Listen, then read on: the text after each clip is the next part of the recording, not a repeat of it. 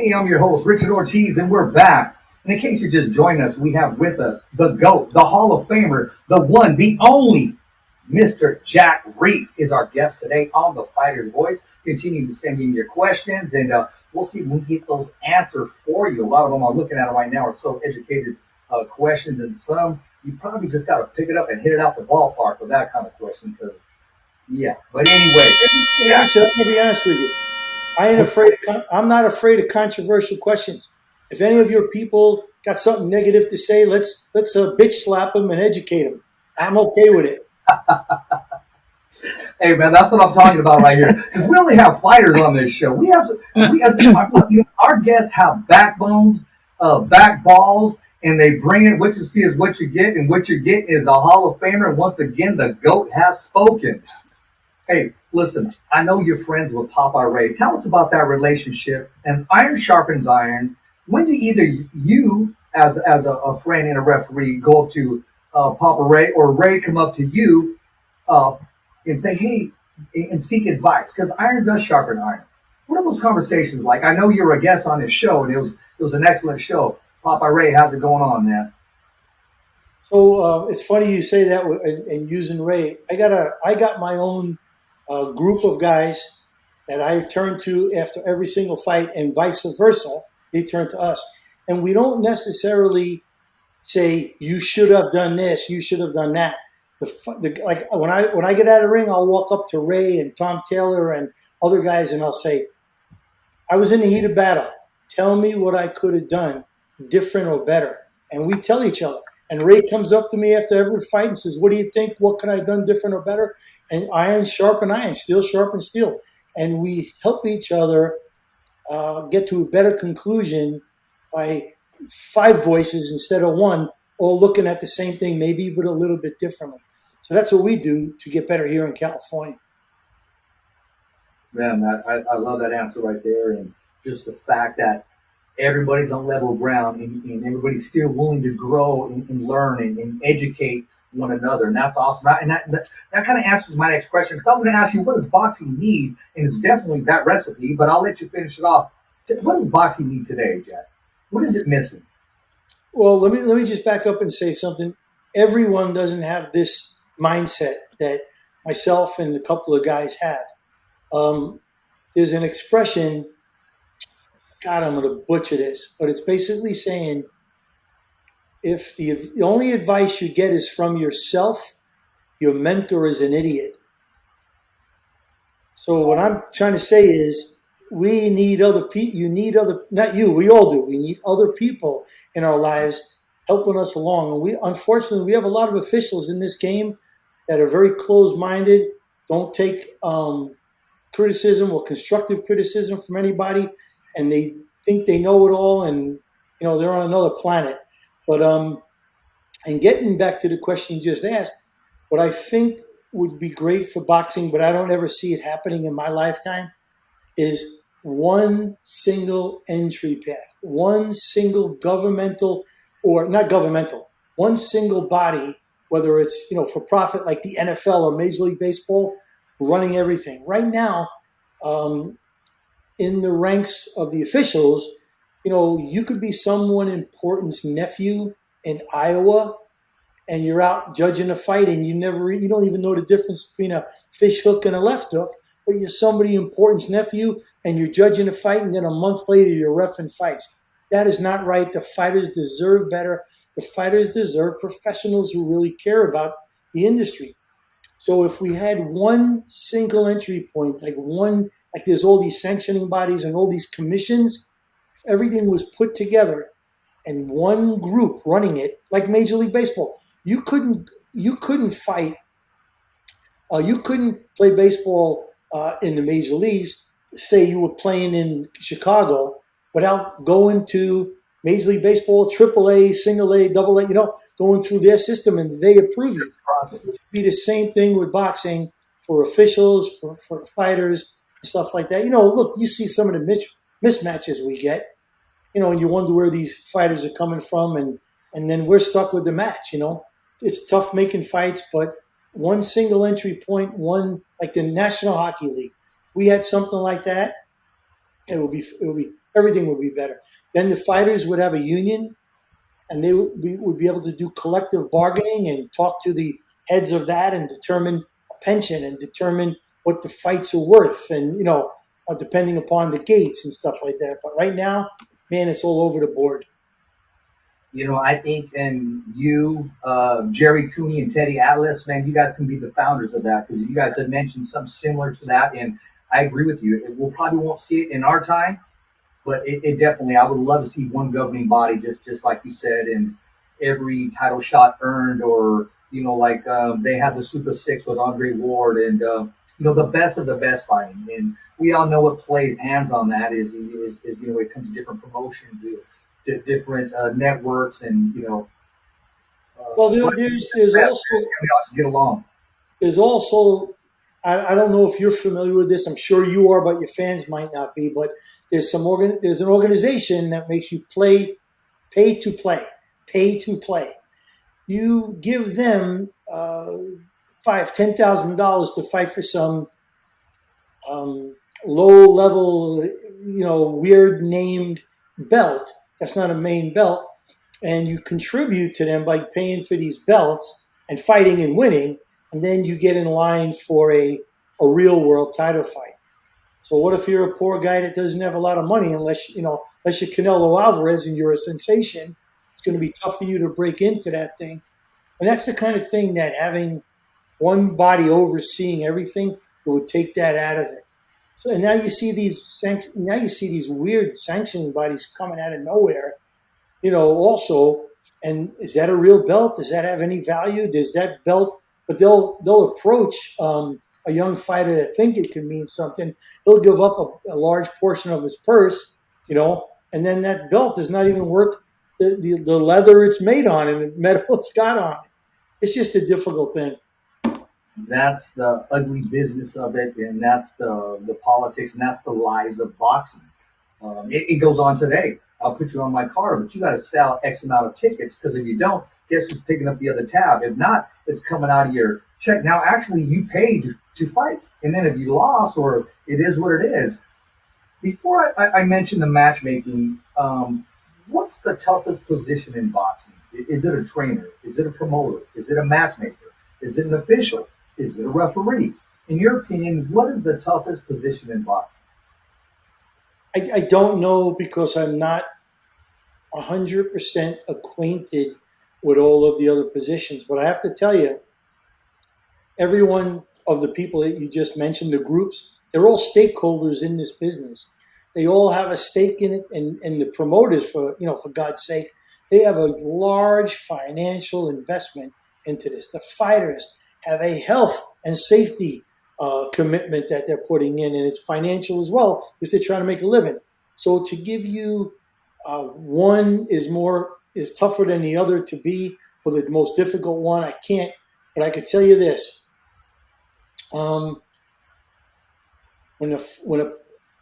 we as the referees get stuck with the mismatches. That's all I'm going to tell you. Makes it very difficult. It's tough. That's the toughest part of it, when you want to let it go to a natural conclusion and the guy doesn't even belong in the ring and you're stuck with it. So, or gal. I was about to tell you, as soon as you walk in the ring and just reading the body language, you, as your experience, you already know, okay, this is a mismatch. I'm no longer officiating. I'm here to protect one certain fighter right now. Do you ever say that to yourself? Every single night is stuff where I walk. Let me just tell you something. I'm not right, and all refs, I believe, are like this. And bless me and others, the group that really care. We do our research before the fights. We have resources that are given to us. Plus, I go to BoxRec and all these other places, watch fights on YouTube. So I know if the guy's a righty or a lefty, when he's fought last, how many years has he been off, what did he do in his last 5 fights, what weight class did he fight in, is he coming up, has he been in this weight class before, has he ever won in this weight class, and all these important questions. So when I know I got a real fighter in the red corner, and I got this guy, so Rich, if I get a fighter from Iowa, who's he sparring? Who lives in Iowa and who has boxing gyms in Iowa and are sparring? It's usually going to be MMA fighter that's switching over to boxing. Okay, but there's things that I look for to make sure I'm not going to let that guy get hurt. He accepted the fight. He wanted to do this. The promoter's putting it on. I'm going to try to make it as best as possible so the fans get their money's worth. But I'm also going to keep an eye on this fighter to make sure that fighter doesn't receive unnecessary damage. Man, you were just, I mean, we can go all day on this thing. I mean, I'm going to be honest with you. I feel kind of selfish right now because I don't even know this is for the fans. This is for me. I'm getting educated right here, Jack. I mean, I'm loving it. So I know they get to benefit from tonight's platform. Tank Davis, Ryan Garcia. Is that the matchup that boxing needs today? Absolutely. They're both talented with their strengths and their weaknesses as well. And the fight's been grooming itself, and this is a mega fight. And we always need mega fights. And this is one of them. There's other guys looming out there that could be in some big mega fights as well coming up. But this one is a great one. We still want to see, man, even though they both have losses, I still want to see a Wilder against Joshua. I still want to see Fury and Usyk. I mean, you can go down in every weight division. I want to see a rematch between Canelo and Bivol. There's still great fights out there, but this one, neither of them have a loss. Both of them have incredible skills and God-given talents, and that's what's going to make this thing a mega fight. And each one of them, either one of them, can turn it around on one punch, like we saw the other night with Fundura. He was winning 7.5 out of 7.5 rounds. He got caught with a left hand, was out on his feet, and then got hit with 2 more shots. That's the excitement about boxing. That's the excitement of it. Yeah, yes, it is. I mean, that's when you do have that power that carries you throughout the sport, and you never know. It's just a matter of time when it does land. And Fundura is a very good support system. He has great people surrounding him, and he is a genuinely good human being who takes this sport very seriously. So I expect him to come back, and we all suffer losses in our life, whether it's physical losses, financial losses, love losses. Life is about going on. Life is about continuing to go on after those losses. So this kid will be back, and he'll be exciting to watch again in the future, in my opinion. Who changed the sport of boxing for you? What fighter or what event took place in your life, and today you still look back and go, you know what, that motivated me. I knew right then and there, this is what I wanted to be involved in. Well, listen, I've been around combative sports, and let me say this: I started out playing ice hockey as a kid, and I was getting into an older league of a better league, travel league. Some of these guys got fed right to the NHL, and I was 15, 16, and some of these guys were 20, and I wanted to learn how to fight better, and I couldn't find a boxing gym near me, but I found an incredible martial arts studio run by an incredible sensei, a martial artist named Louis Neglia. Louis Neglia, his rap sheet on what he's accomplished is a mile long. He now runs Ring of Combat. That is a feeder group to Dana White in MMA. So I was fortunate enough to walk into his dojo at like 14 and a half, 15 years old, and spent 8 years with him, and got up there in the ranks and had full contact fights and stuff like that. So that was one thing that changed my life. But honestly, you get that fighting spirit in you and you want to fight, which I did. But I wasn't talented enough to stay with it as a fighter. But I'll never forget Rocky 1. Rocky 1 had so much influence on me. The storyline of this guy that, had nothing and did nothing, became something. And it just gave, it was like a human inspirational story. It gave everybody hope to say, look, if you work hard enough, you could do this too. And I love that movie. Oh, I love that movie. 1976. And I was in Louis Neglia's martial arts studio at the time, and I just wanted to be a fighter so bad I can't tell you. But you get a little older, and I realized I just wasn't talented enough, and I had to get my life going.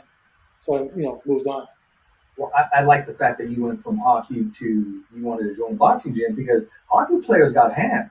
When they Yeah. take those gloves off, you got to let them. They let them go. And after stepping into Louis Negley's martial arts studio, I kind of trailed away from hockey and full-time effort in martial arts for the next 8 years. I walked away from the hockey. I loved it so much. Wow, that's a great story. As you say that, I know that I can see that smile around your face, so I know it's 100% genuine, and it's like a kid in a candy store. I smile because whenever anybody mentions to me personally, my stories with Emmanuel Stewart, the late great Emmanuel Stewart. And I'll tell you a quick story about it because I always feel like I got to share a story. I'm coming down, and it's the weigh-in of Manny Pacquiao. It's the rematch, Manny Pacquiao and Eric Morales. And I remember Manny didn't make weight right away. They gave him like another. No. He stepped off the scale. Then he went back on, and somebody was yelling. Somebody was yelling. Oh, you didn't make weight. No. It was Eric Morales. I'm sorry. Who didn't make weight right away, and somebody was yelling. Too many tortillas in the background. And I remember I turned around and I said, no, his balls are too heavy. And then Manny looks at me and he's calling me Ortiz. So not because of what I said, he's calling me down and he has his flip phone and he's going through it over and over again. He goes, look, see, I told you I have your cell number. It's just because he was so down to earth, man. And he made it possible for my mom to meet Julio Cesar Chavez when my mom would say, hey, Mijo, can you take me down to Vegas so I can meet Chavez? And I was thinking, it's not that easy, but I'll do my best. Let's go. We went down there. They made it possible. Just a great guy. And I'm able to tell my story, and it just makes me smile. I look back, and I saw the same energy when you were telling your hockey story. And as soon as you walked in there, the rest was history. You were locked into martial arts for the next 7 years, and it led to your profession as being a boxing Hall of Famer. And Richard, where did you grow up in? Los Angeles area? No, Fresno, California. Well, it's another tough area to grow up in. I'm not going to take anything away from that. But like you, I grew up humble beginnings in Coney Island in Brooklyn, New York. I was a fatherless kid. My father died when I was 8, and I was something was called a latchkey kid. In other words, at 8.5 years old, my mother gave me a key to our apartment, and I just left and did what I wanted all day and ran the street. Wow. So boxing was really big when I was growing up. And I'll give you an example. So one of the things that was great about living in New York, we were schemers, we were street kids. And we all, on March 8th, 1971, we all chipped in $2 or whatever it was. And we bought one of our friends a ticket to the closed circuit TV fight of Muhammad Ali and Joe Frazier 1. And he got into the movie theater because that's what they had in those days. Closed circuit, they pumped it to movie theaters. So he got into the movie theater. When the lights went down, he came over and kicked open the side door, and 12 of us piled in and got to watch the fight.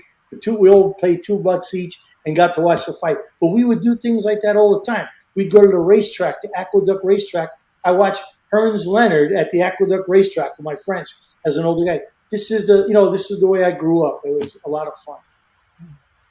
I remember listening to the highlights on the radio.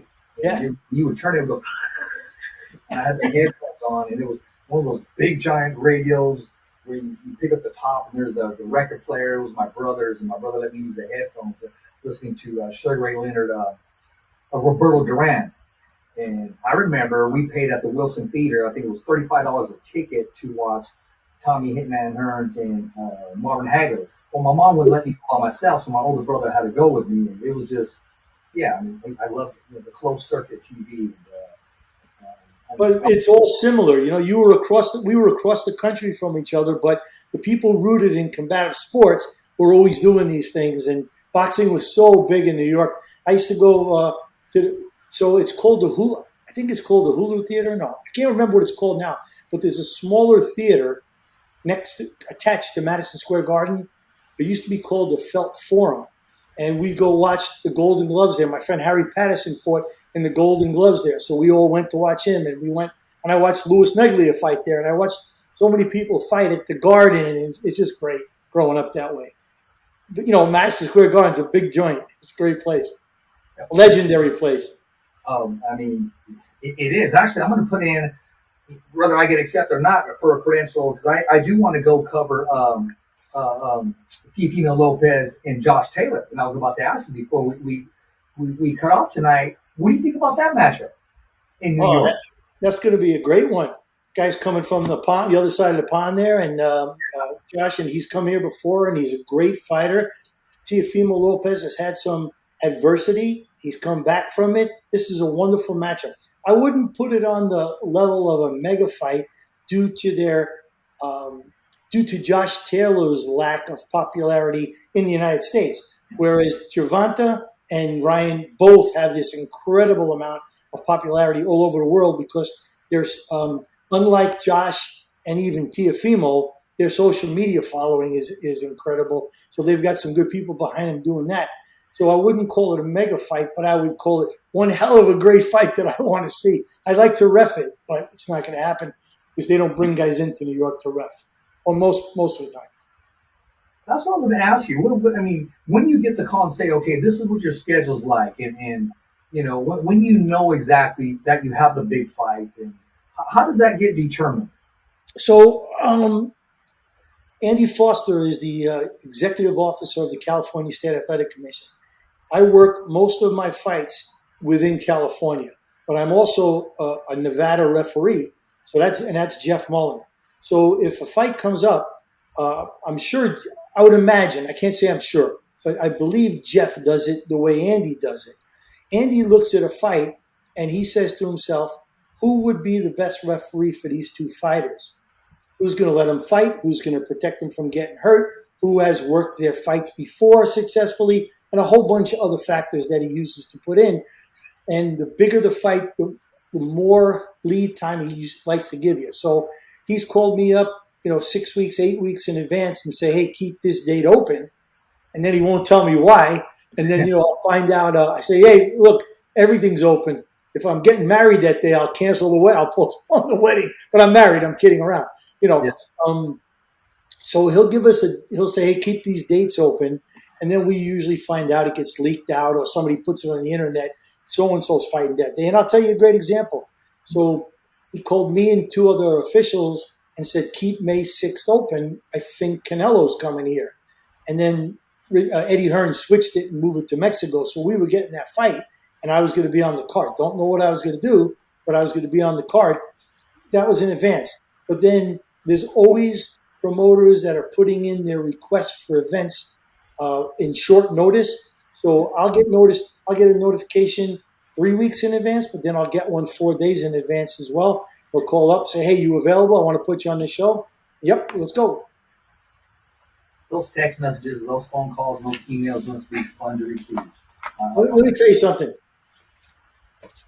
23 years ago, when this thing first came out, in the early 2000s, when it first came out, right. I was one of the first guys. I had a business at the time, and I was one of the first guys to get one.